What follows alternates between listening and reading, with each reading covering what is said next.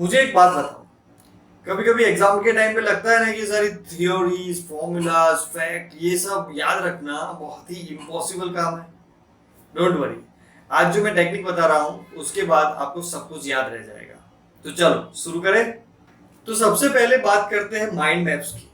Mind maps एक ऐसा tool है जो कॉम्प्लिकेटेड इंफॉर्मेशन को विजुअल थिंग्स में कन्वर्ट कर देता है। जब कभी आपको चैप्टर्स का पूरा रिव्यू याद रखना है तो पूरा चैप्टर का रिव्यू लेने के लिए ये बेस्ट मेथड है।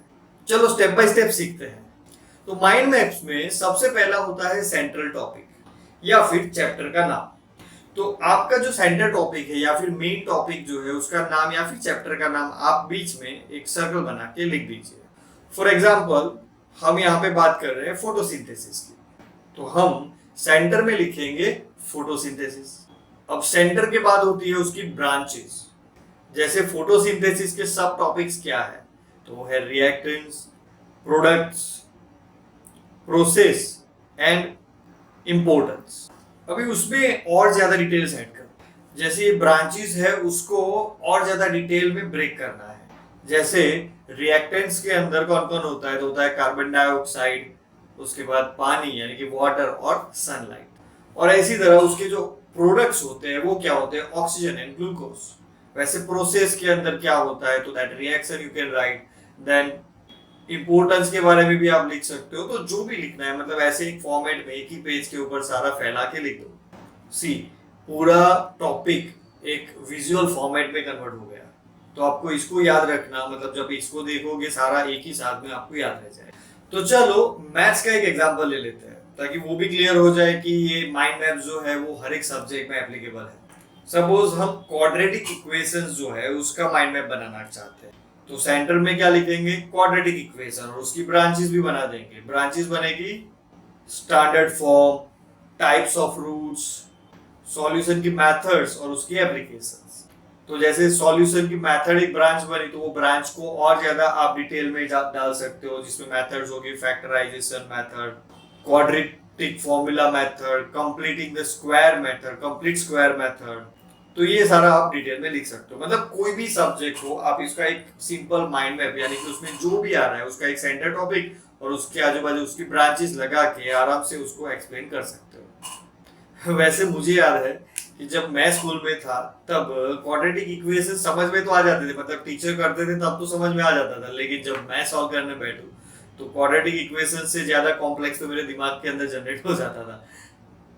शायद आपके साथ भी ऐसा ही होता होगा मैथ्स में, बहुत सारे लोगों के साथ ऐसा होता है मैथ्स में।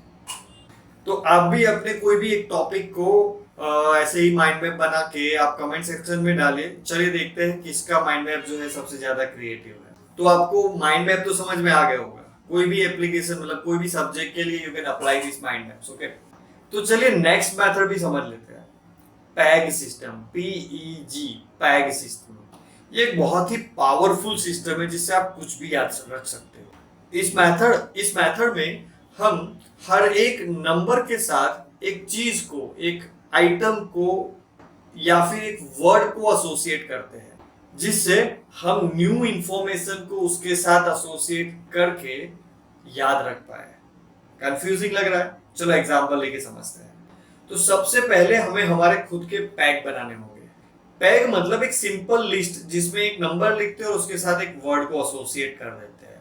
नंबर और वर्ड को हमें जो चीज याद रखनी है उसके साथ कोई लेना देना नहीं है, हमें अपने तरीके से पैग बनाने हैं। जैसे मेरे लिए 1 नंबर है कैंडल, क्योंकि वो कैंडल 1 जैसी सीधी दिखती है। 2 नंबर है से बाबा जी का ठुल्लू, दिखता है ना 2 नंबर, बाबा जी का ठुल्लू जो है इंग्लिश के 2 जैसा दिखता है।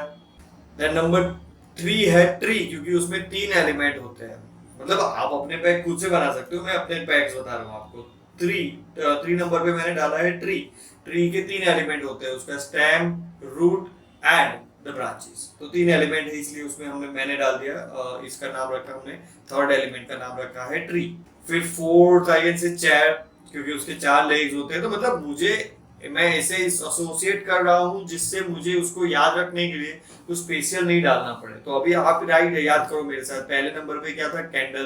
दूसरे नंबर पे बाबा जी का ठुल्लू, या फिर आप स्वान भी ले लो, स्वान यानी जो हंस होते हैं उसको भी आप ले सकते हो, 2 नंबर जैसा दिखता है इसलिए, या फिर और कुछ भी आप जो 2 नंबर के साथ आप इजीली एसोसिएट कर सको। 3 नंबर पे है हमारा ट्री, क्योंकि उसमें 3 आइटम रहती है, और 4 नंबर पे चेयर। ऐसे ही 5 नंबर पे हैंड ले लेते हैं क्योंकि 5 उंगलियां है। 6 नंबर पे अपना वो डाइस, डाइस जिसमें 6 नंबर आते हैं, जिसको हम खेलते हैं, खेलने के लिए यूज करते हैं। और वैसे ही ऐसे पैक्स जो है आप कितने भी नंबर्स के लिए बना सकते हो। आपको लॉजिकली कनेक्ट करना है नंबर और उसको। और फिर से बता रहा हूँ, नंबर और जो वर्ड आप याद रख रहे हो, मतलब उसको एसोसिएट कर रहे हो, उन दोनों को आपको जो याद रखना है उसके साथ कोई लेना देना नहीं है। जो याद रखना है वो अब आएगा। अब सोचो, आपको मैथ्स के फॉर्मूलाज अटैच करने हैं, जैसे Pythagoras theorem, A square plus B square equal to C square, या फिर quadratic equation X equal to A plus X equal to B plus और minus square root of B square minus 4ac divided by 2a, या फिर area of circle, या फिर volume of cylinder. ऐसे बहुत सारे फॉर्मूलाज। ओके, तो बहुत सारे फॉर्मूलाज हैं मैथ्स में और उसको हमें याद रखना है। तो वो कैसे मतलब इसके साथ एसोसिएट करेंगे, देखो। तो पहले नंबर पे क्या था मेरा, पहले नंबर पे कैंडल, क्योंकि वो स्ट्रेट थी, मैंने उसको एक नंबर के साथ एसोसिएट किया था, तो 1 नंबर इक्वल टू कैंडल। और मेरा जो पहला फॉर्मूला था that was a square plus B square equal to C square.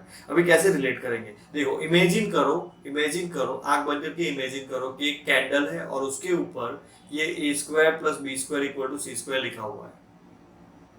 क्या इमेजिन, अभी सोचो, वही कैंडल को फिर से देखने की ट्राई करो। रिमेंबर, याद आई? यस, ऐसा होता है।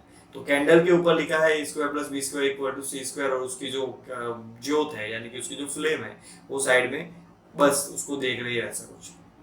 तो ये क्लियरली समझ में आ जाता है, मतलब याद रह जाएगा कि कैंडल के ऊपर ये लिखा हुआ है। दूसरा जो था मेरा, दूसरा क्या था मेरा, बाबा जी का टुल्लू, या फिर हम स्वान ले लेते हैं, ये ज्यादा सही रहेगा। तो स्वान यानी कि हंस, 2 नंबर पे। तो ये हंस के साथ हम क्वाड्रेटिक इक्वेशन के सॉल्यूशन को कैसे, तो क्वाड्रेटिक इक्वेशन का जो सॉल्यूशन है, से हंस अपने पीछे एक बोर्ड लगा हुआ है, जैसे कार्टून्स में होता है ना, हंस के पीछे एक बोर्ड लगा हुआ है और वो उड़ रहा है, उसके पीछे एक पेपर या फिर बोर्ड लगा हुआ है जिसके ऊपर ये फॉर्मूला लिखा हुआ है।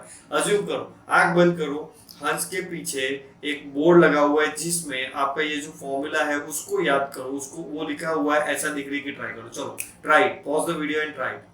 देखा आपने, हंस के पीछे बोर्ड में आपको फॉर्मूला दिखा, तो अभी ये फॉर्मूला आपके दिमाग में छप जाएगा। वैसे ही चलो थर्ड नंबर के लिए ट्राई करते हैं। थर्ड नंबर पे हमें याद रखना है, suppose area of perimeter of circle and area of circle. तो पेरीमीटर होता है 2 pi R and area of circle होता है पाई आर स्क्वायर।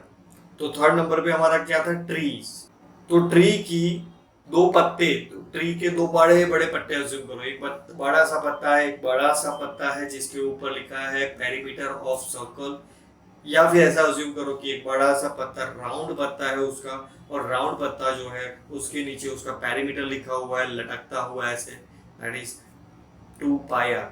और वैसे ही वही पत्ते के पीछे की साइड या फिर दूसरा एक पत्ता अज्यूम करो जिसके ऊपर लिखा है पाई आर स्क्वायर। ऐसे अज्यूम करो, आंख बंद करो, सोचो कि एक पेड़ है और पेड़ के ऊपर एक बड़ा सा, 2 ही पत्ते लगे हुए पूरे पेड़ में, एक पत्ते के ऊपर लगा है perimeter equal to 2 pi r, दूसरे पत्ते के ऊपर लिखा है area equal to pi are square.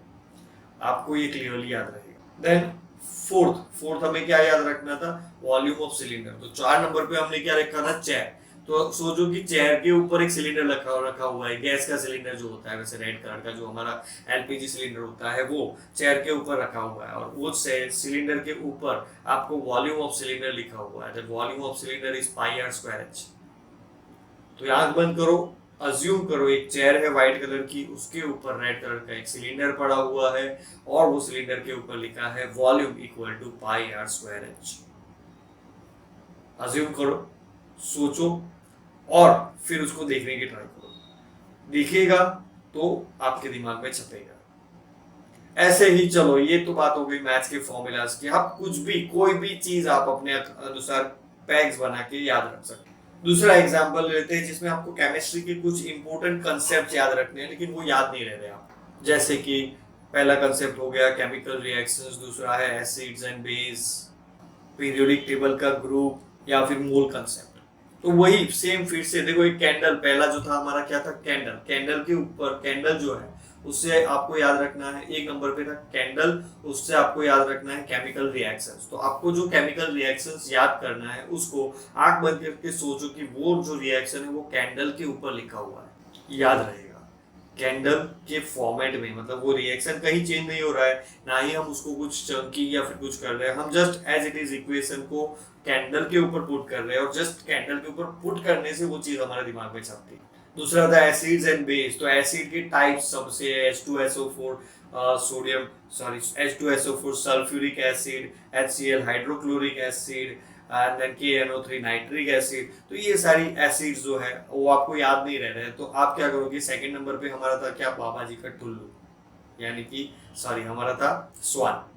तो सोचो कि बीकर, एक बीकर मतलब जो स्वान है उसने दो बीकर पकड़े हुए हैं, एक बीकर में उसने क्या पकड़ा है एसिड्स और दूसरे बीकर में पकड़ा है उसने बेस, और वो बीकर के ऊपर लिखा हुआ है H2SO4 HCl एंड KNO3, और ये वाले बीकर के ऊपर उसने बेसिस पकड़े हैं। तो बेसिस कौन से होते हैं, NaOH KOH, ये सारे बेसिस होते हैं, और वहां पे वो बीकर के ऊपर। तो सोचो, एक आंख बंद करके सोचो, मुझे मत देखो, आंख बंद करके सोचो कि एक स्वान है जिसने अपनी दोनों पंखों से एक एक बीकर पकड़ा हुआ है और वो बीकर के ऊपर एसिड और बेस के नाम लिखे हुए हैं। ऐसे आपको वो याद रहेगा, आंख बंद करके सोचना पड़ेगा कि ऐसा कुछ है।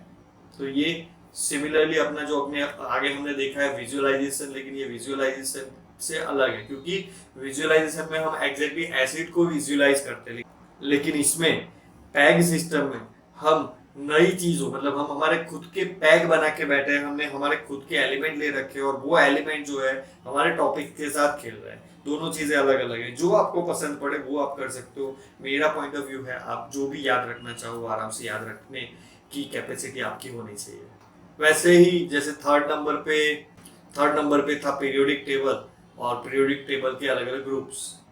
तो जैसे ब्रांचेस अज्यूम कर लो, there are 18 branches in the periodic table, तो 18 ब्रांचेस ऑफ ट्री अज्यूम कर लो। आंख बंद करके देखो, ग्रुप 1 में सारी अल्कली मेटल्स है, देन ग्रुप 2 में अल्कलाइंस है।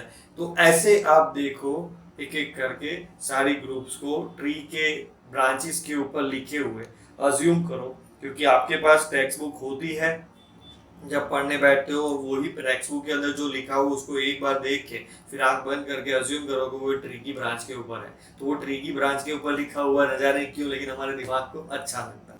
और वैसे ही हमारा जो मोल कंसेप्ट था, मोल कंसेप्ट में क्या होता है, 1 mole equal to 6.022 into 10 power 3 particles. तो वो मोल कंसेप्ट को चेयर के साथ कैसे एसोसिएट करोगे वो आप सोचो।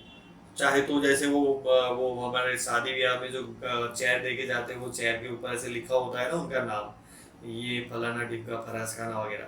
तो वैसे ही आप अज्यूम करो कि वहां पे लिखा हुआ है ये 1 मोल इक्वल टू 6.02, या फिर अपनी तरीके से उसके साथ एसोसिएट करो। तो पैग अपने खुद के बनाओ, जरूरी नहीं कि चेयर ही बनाओ ट्री ही बनाओ, ऐसा कुछ जरूरी नहीं है। पैग अपने खुद के बनाओ, एसोसिएट करो उसको नंबर के साथ, and then you can remember कि 1 नंबर पे क्या था कैंडल, कैंडल के ऊपर क्या लिखा था, 2 नंबर पे क्या था स्वान, स्वान के ऊपर क्या था, या फिर स्वान क्या कर रहा था, whatever XYZ you can do that your on your own. पैग्स अपने खुद के बनाने हैं और वो पैग्स के साथ एसोसिएट करना। तो अब क्वेश्चन ये आता है कि ये जो हमने माइंड मैप्स देखा वो सही है, वो अच्छा है, बेटर है, या फिर पैग सिस्टम बेटर है। देखो दोनों का अलग अलग एप्लीकेशन है। सारी चीजों को एक साथ रिवाइज करना है तो माइंड मैप्स इज गुड, और चीजें जिसको याद रखना है तो peg system is good, list याद रखना है पैग सिस्टम इज गुड, क्योंकि उसमें नंबर वाइज होता है, और पूरी चीज आगे पीछे हो जाए तो चलेगा, लेकिन पूरा का पूरा रिव्यू याद रखना है तो map system, mind maps is based. तो आप डिसाइड करो कौन सी इसके अंदर मैं आपको ये पूरे प्लेलिस्ट के अंदर समझा रहा हूँ कि कितनी सारी मेथड्स है, मेमोरी ट्रिक्स है, जिससे आप बहुत सारी चीजों को आसानी से याद रख सकते हो। तो कौन सी चीज कहाँ पे अप्लाई करनी है वो आप देखिए। तो आशा रखता हूँ, आई होप कि आपको ये जो मैंने समझाया माइंड मैप्स और पैग सिस्टम के बारे में वो अच्छे से समझ आया होगा, और आशा करता हूँ कि ये जो टेक्निक्स है वो आपको अपने घर में या फिर अपने जो एग्जाम्स है उसमें काम आएगी। यूज करने की ट्राई करो, एग्जाम आ रहे हैं तो यूज करने की ट्राई करो, आराम से सारी चीजों को याद रख पाओगे और उसके साथ साथ मुझे भी याद रख पाओगे। कमेंट करके बताओ कि कौन सा टॉपिक आपको अच्छा लग रहा है, कौन सा टॉपिक आपको ज्यादा अट्रैक्टिव लग रहा है जिसको आप एक्चुअल में यूज कर रहे हो, और साथ साथ मेरे वीडियो को लाइक कर देना और जिसकी भी एग्जाम है उनके साथ एक बार शेयर भी कर दो, उनको भी काम आ जाए कुछ ना कुछ। Okay, that's all for today guys. चलो मिलते हैं लाइव सेशन में every Tuesday 9:15 PM। So stay tuned and keep learning. The paying teacher is signing off.